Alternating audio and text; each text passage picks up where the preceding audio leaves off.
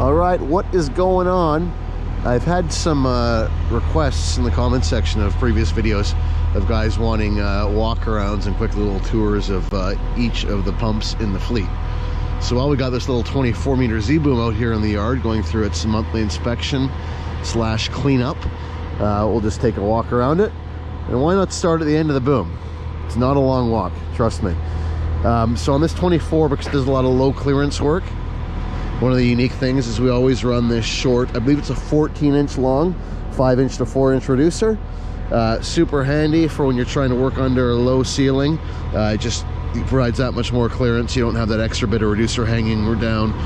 Helps you keep the hose out of the slab, which the placers appreciate. The other thing we do sometimes, we'll run a 5-inch to 4-inch reducing elbow. The only thing I don't like about that is when it comes time to suck the sponge back and whatnot, sometimes you can end up with some drippings falling down as the sponge goes from the small end to the big end, and it doesn't expand fast enough. But anyhow, as you can see on this one, we've done a 2-bolt swing clamp.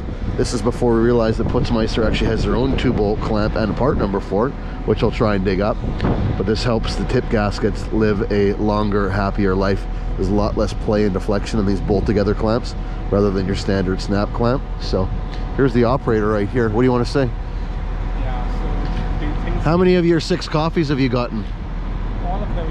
You brought us the coffee on that day on the side job, that particular footing job. Did I? Yeah. Oh! Yeah, I don't even remember. So we're all squared up. Jag won the bet. It was something like 6 coffees, so I didn't even remember bringing coffee. Remember when I called you and you said that, just buy the coffee and put the receipt in? Oh, yeah. So he went and bought the coffee and submitted his receipt. So yeah, was the same effect, but didn't quite have the, I don't know, didn't have quite the same effect, if that makes any sense anyhow. What do you see? What do you got? Do you think this is still okay to use? I would turf it. Yeah, when they get frayed like that, I would definitely get rid of it. Rid of it? It's the only complaint with these fabric straps. They get smoked with a hammer once or twice and they become junk. But I could say the same thing for the cable straps. So yeah, let's just get rid of it. We've got brand new ones, so why mess around? Do the right thing, right? So but yeah, he's been keeping this thing nice and clean. Other unique features as we get closer to the front of the pump here. This one has the SBU kit on it, which allows you to run the hydraulics on piston side, which provides 1888 psi of pressure to the concrete versus the standard 1233 psi. As such, it has this a different outlet bearing, which uses these large studs and nuts versus the standard outlet, which just has 2 small Allen bolts. You try and pump high pressure with that up into a high rise and it can shear those bolts right off and it'll spit that bearing right back out. So to accompany that, you also get this different elbow arrangement, which honestly is a bit of a pain in the butt. You do get used to it, but it is a lot more messing around than the standard wedge pin and wedge clamp design. So, and as we climb up here further, show you the other components that make up this SBU kit. It's got all the different fittings and lines, so you can swap those lines around between low pressure and high pressure. And what we do, there's a mechanical relief valve. See if I can remember where it is. There it is right there. You can adjust your mechanical relief valve and limit your maximum hydraulic pressure, which means even though it's plumbed to high pressure side, you can mechanically tune the pressure down so that it's safe to run through the boom pipe, because boom pipe maximum rate of pressure is 1233 psi, and obviously this pump is capable of a lot more than that right now. You do lose a decent amount of volume when you switch it to piston side, because you're moving more oil to travel the cylinders the same distance, so the pumps you know, they can't push those cylinders as quickly.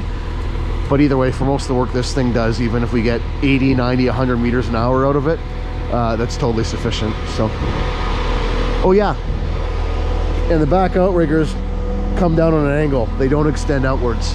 So many of my videos, guys, have pointed out that we've forgotten to put the back legs out. Putzmeister 20 meter up to 28 meter, they just come down like this. So, of course, Dyka pads, And we actually keep a couple of the slot lock cribbing kits on this pump at all times. It's super handy. The pads store right in between, sandwiched between the two regular pads. That's your slot lock base pad. It's got the little slots there for the pads to lock into.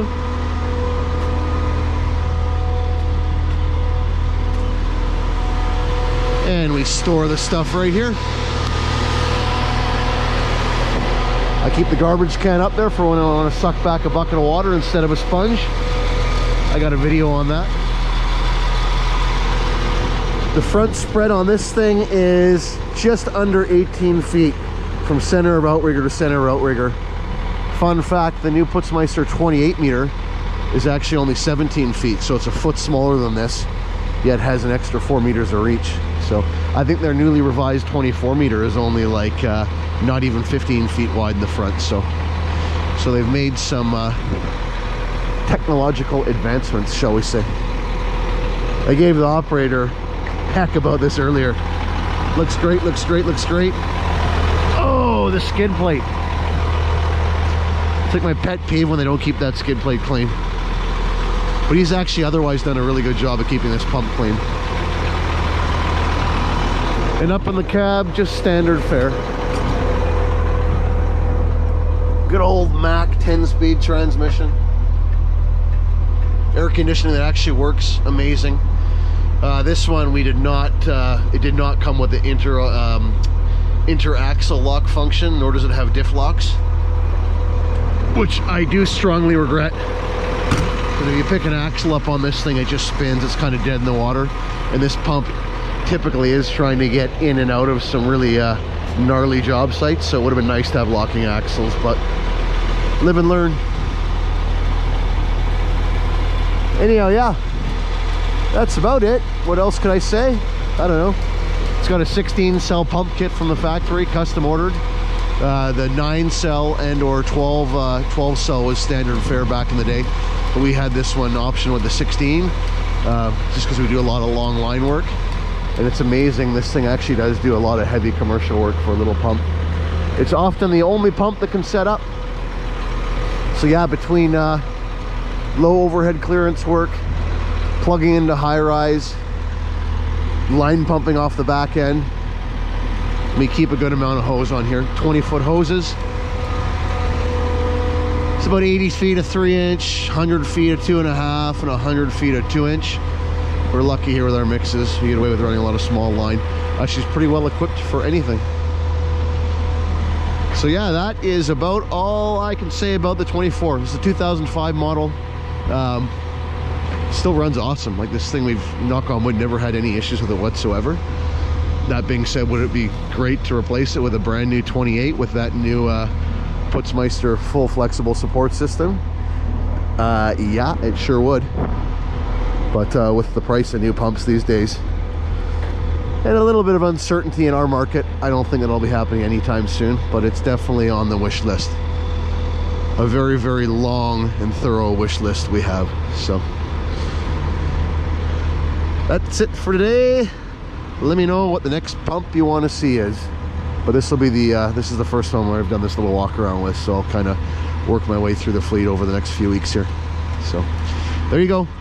Putzmeister 24Z with a 16H. So one thing I should touch on with the high pressure kit on this pump. So at 1885 psi of concrete system pressure, this thing does make pressure to go 50 stories. The limiting factor becomes the hopper and the shift cylinders there. So what happens is, at a certain height, because of all the back pressure in that vertical line, when the pump shifts over, it pushes everything back, puts so much pressure on that S-tube. The S-tube gets pushed against the back of the hopper, and it pushes against this large bearing, and then the shift cylinders don't have enough force to shift it over, so the S-tube will seize in place. So because of that, this pump is really only reliable 35, 36 stories. We have pumped as high as 43 with it, but it's pretty touch and go. So anything above 35, you kind of need to move into a legit high pressure pump, which takes us over to what we got sitting in the yard here, which is our 39 meter detach. but it's got the optional 13 HPD pump kit. I'm gonna turn the radio off here so I don't get monetized. Copyrighted, that was the word, copyrighted. Anyhow, radio off, we'll continue. So this one has the optional 13 HPD pump kit. So what it uses is this super heavy hopper. See how thick this steel plate is? Not only that, but the actual material the hopper is made out of is much, much heavier. But also, see the size of those shift cylinders in comparison to the ones on the little 24 meter there with the 16 cell kit. So this thing, even though it only makes the same pressure, 1885 psi concrete pressure, and that's because it hasn't been mechanically detuned, it is capable of much more than that, but for various reasons they detune them in this form. But this thing will go 50 plus stories, no problemo. This is the same hopper that's used on a BSA 2110, and even similar to the hopper that's on, I believe, on the 14,000, very similar to that as well. So yeah, this thing does not have any such issues. Just super heavy steel plate here. So this pump has been really, really good for us. It's been an absolute monster.